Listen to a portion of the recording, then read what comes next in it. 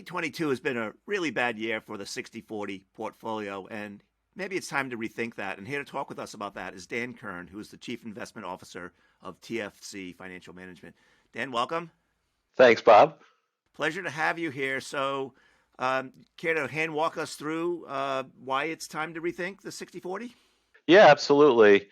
We've had a good period of time in which the 60/40 portfolios worked really well, really until this year. Bonds typically over the last couple of decades have been a really good offset for stocks. So when the stock market does badly, bonds have been a good source of insurance. And generally, we've been in a long-term bull market for bonds. So this year's been a rude awakening. It's one of the worst years in history for the balanced 60/40 portfolio.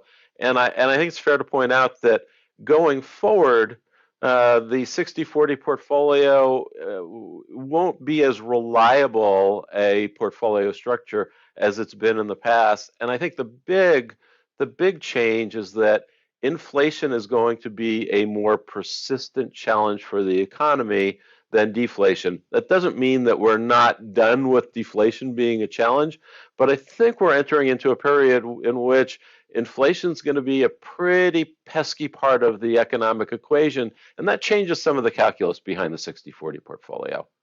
Right. I think, if I'm not mistaken, I think the correlations this year on stocks and bonds were at an all-time high in terms of being correlated. Yeah, and what most people don't realize is that the 60/40 portfolio hasn't always worked. The correlations historically have oftentimes been close to one another. It's just we have this recency bias, and it's not just true of individual investors. Us professional investors have that recency bias problem as well. Just because the last few decades have been great for the 60/40 portfolio, that doesn't mean that the 60/40 portfolio has always worked through time. Yeah. So in the past, you've mentioned that the stock and bond returns have benefited from globalization, the peace dividend, and abundant energy supply. What's going on now? And so all of these things, or many of these things that have been tailwinds for markets in general and for the 60/40 portfolio, are turning into headwinds. And I think that the three big changes in the world are that, one, we have globalization in decline. And I think, really importantly, one of the lasting consequences of the pandemic will be a focus on supply chain resiliency. We had this period in which there was a just-in-time approach to inventories, and that was great until it wasn't great. During placid times, this very fragmented but well-organized supply chain approach worked really well, but the pandemic has exposed the need to consider more of what I would call a just-in-case approach for key elements within the supply chain. So that's I think, one of the big inflationary changes. The second is as you put it, the peace dividend. Russia's invasion of Ukraine really marked the end of a long period in which capital markets valuations and government balance sheets were boosted by relative peace between superpowers. We really had this wonderful period after the fall of the Berlin Wall in which we had relative calm. We had little skirmishes here and there, but the superpowers really stayed out of one another's way. Now the world's changed, and at least for the foreseeable future, government spending on defense is going to have to rise in much of the world. A global arms race and a need really to think more about having strength in order to maintain peace. That's, I think, an inevitable draw on government balance sheets. We also have the need to spend more to address the need for energy and food security. And that's really going to create a little bit of a tax on economic growth. So another inflationary trend. I like the concept of friendshoring. We've done a lot to offshore production and offshore supply chains, now there's going to need to be a lot more focus on who you're getting things from, either materials or parts of your manufacturing supply chain. Having friendly sources is going to be important, but that's inflationary. So that's number two. And then number three is climate change. And there's all kinds of things associated with climate change that we need to pay attention to. One is the likelihood that we're going to have more frequent negative supply shocks. Weather is going to create volatility in commodity availability. We haven't talked a lot about it, but weather issues will create problems with productivity. And if you think about what Europe is likely to go through this winter with either higher cost energy or potential disruption in energy availability, people who are really cold or really warm are less productive. Factory shutdowns hit productivity. So I think that's going to be yet another source of inflation. I also think that from a policy perspective, there's some really uncomfortable trade-offs that are going to come out of the need for decarbonization. When you think about who's got some of the critical materials needed in order to transition to higher use of renewable energy, shortages of energy, of oil and gas. Does the U.S. turn to Venezuela or Iran down the road to get more oil, or do we produce more domestically? That's a really uncomfortable policy discussion with a lot of constituents in the U.S. not wanting to produce more energy domestically, but yet it's hard to get excited about having Venezuela, for example, as a business partner. So all of these things, I think, change the math around that question about whether we're going to have inflation or deflation. And I don't think the market's really fully adjusted to the longer term implications of what's happening today. There's a lot of focus on what happens over the next 3 to 6 months, and does the more temporary aspects of inflation come down. I think there's a little bit of ignorance about the longer term things that won't change in a positive way. Yeah. So before we talk about what kind of adjustments one might need to make to their portfolio, I'm curious for your thoughts about the current state of interest rates and the possibility of a recession occurring worldwide. Yeah, well, today it's been an interesting morning. I earlier in the week was interviewed, and I said, yeah, the big number on Friday is the employment number, and I said the market's going to love it if it's below 200,000 jobs added.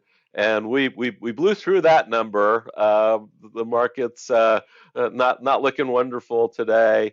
I think in looking around the world, Europe clearly, I think, is heading into recession.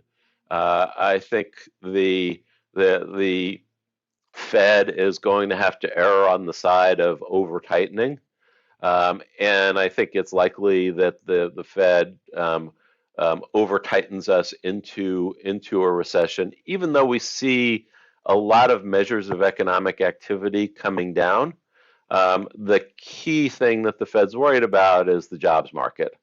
And they're worried about a wage price spiral, not like what we saw in the 70s, but they're worried about inflation expectations becoming embedded in household consciousness. And the longer that the job market stays as tight as it is, the more the Fed is going to worry about that expectation issue. I think that we'll see what happens in mid-December, but I think the odds have gone up in terms of whether the Fed raises by 0.75% or 0.5%. I was pretty confident that if the number came in below 200,000 today, that the Fed would taper down to 50 basis points. I'm a little less confident in that. With all of that said, though, I think the recession is likely to be a mild one. If we do end up in a recession next year, there's a lot of reasons to think that this won't be a 2008 or a 1970s style recession. We don't have the imbalances here that we have had at other times in the past. I'm more worried about the severity of recession in Europe. Let's hope for a mild winter there. That would help Europe avoid a really severe recession. So, given all these trends that you've outlined here, the decades-old advice from investment professionals is to stay the course, but you think that may not be appropriate going forward? Yeah, and I think staying the course in terms of staying invested for most of the people that I talk to, their time horizon is measured in years, if not decades. And there's such a focus on what's happening over the next 3, 6, or 12 months. And really, for most investors, that doesn't really matter. It's hard to step away and say, okay, this doesn't really matter. But what really matters is the long term. But with that said, though, there are changes, as I've talked about, that I think require some course adjustment. And the kinds of course adjustment, bonds still have an important role in the portfolio. And it's funny, we talk a lot with clients and say, well, for many years, your fixed income portfolio was pretty long on fixed and pretty short on income. And now you can get a decent amount of income from the bond portfolio. So I still think that bonds have a role in the portfolio, but I think that a couple of things that investors can do to better insulate themselves from what's going to be a different environment over the next decade. And one is, I think now is a good time to think about diversifying beyond the US. If you are a US focused investor, that has served investors well over the last decade. And US stock indexes have clearly and soundly beaten most non-US indexes during the past decade. But I think that as we look forward, although non-US indexes have really lagged US indexes, many of the best performing stocks in the world have come from outside the US.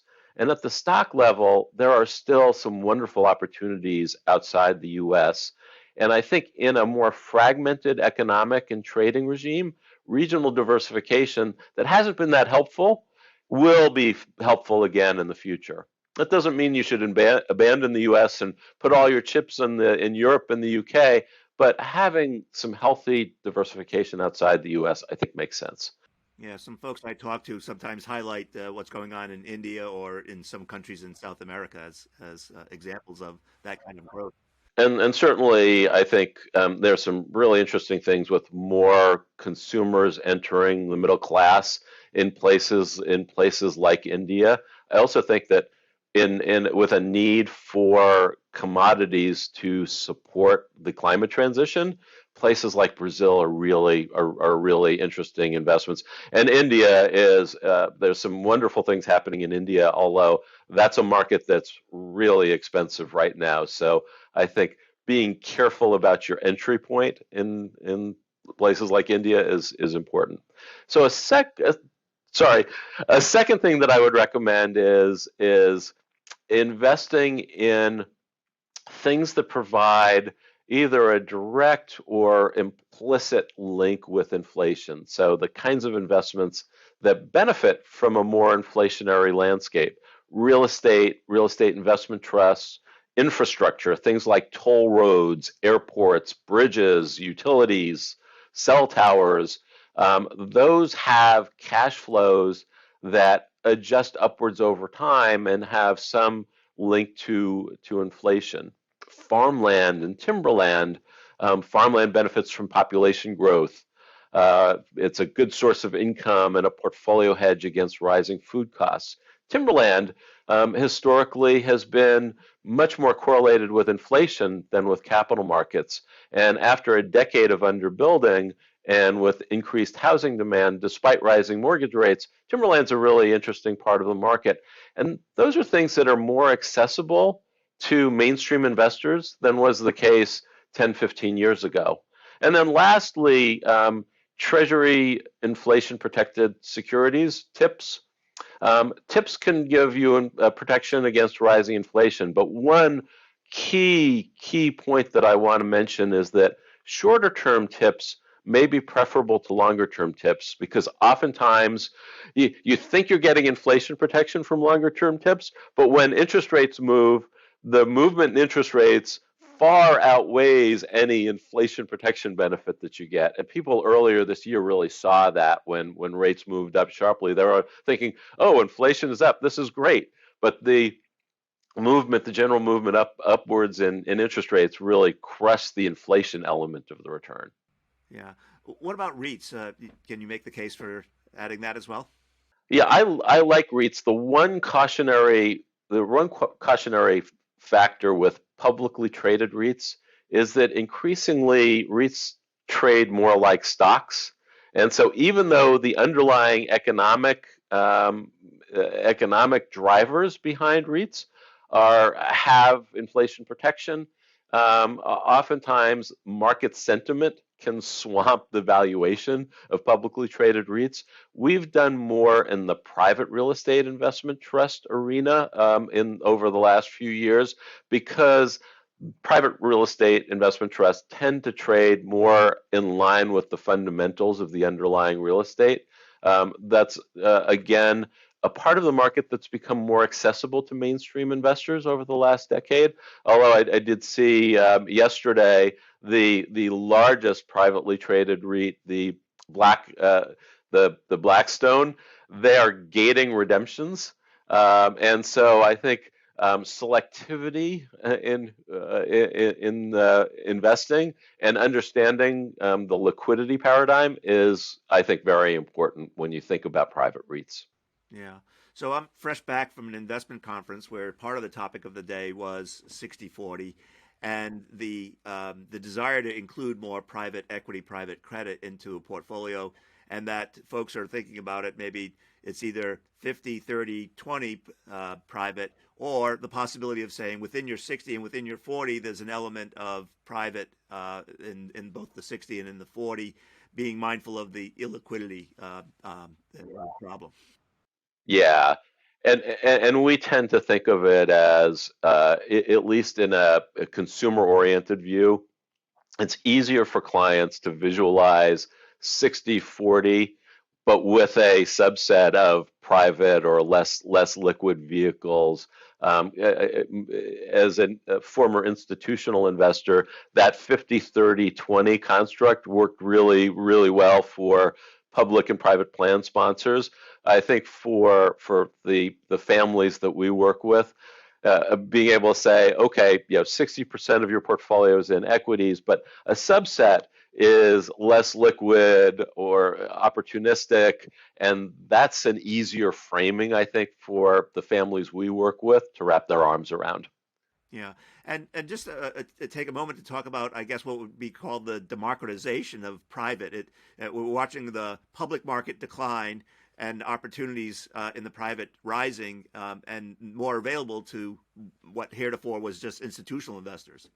This has been, I think, one of the wonderful trends over the course of my investment career, and a lot of this comes from the realization from some of the top-notch private investors, the realization that with public pensions really waning, private defined benefit plans waning, they needed another source of funding.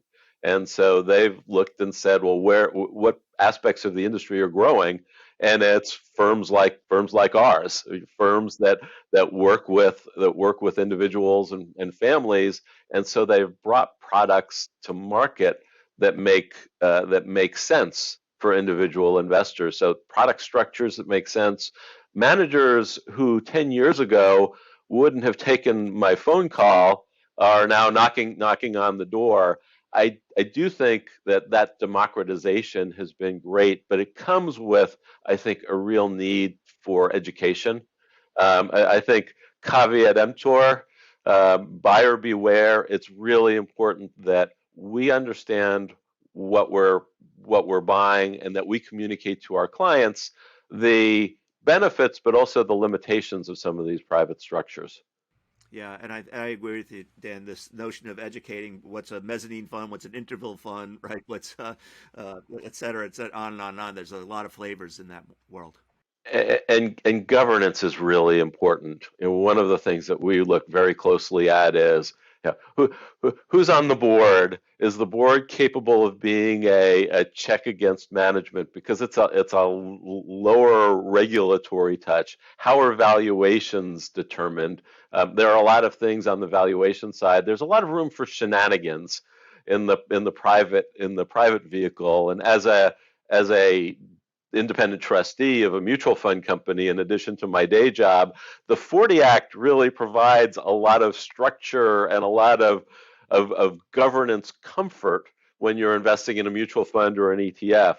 When you're investing in a mezzanine fund or an alternative income fund, there's a lot that can go wrong, and if you don't have the right board, if you don't have the right valuation committee, if you don't have people who are expert enough to say to management, wait a second, why are you marking this portfolio at this level when this is happening in the public markets? How can you reconcile these two things? So we have to spend a lot more time on that dimension before we invest. Yeah. Maybe we'll do another video, a deep dive on how to do the due diligence on private equity and credit in the future. It's really an interesting subject, and I did a roundtable as part of the Global Absolute Return Conference about a month ago with a group of my peers, and part of that roundtable was a discussion of war stories of the things that mostly of the things that can go wrong.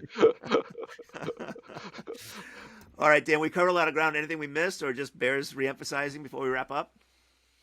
I think, I think just to emphasize that the world's changing, and I think a course adjustment makes sense. But that doesn't mean that you have to throw out everything that you've done for the last couple of decades. This is a course adjustment, not a course correction, and so it's very easy in turbulent times to throw out everything that you've done and say none of it's relevant anymore. And still, the fundamentals are still in place. It's just shifting your course a little bit. That's what I recommend. All right. Well, Dan, as always, I want to thank you for sharing your knowledge and wisdom with us. It's greatly appreciated. Thanks, Bob.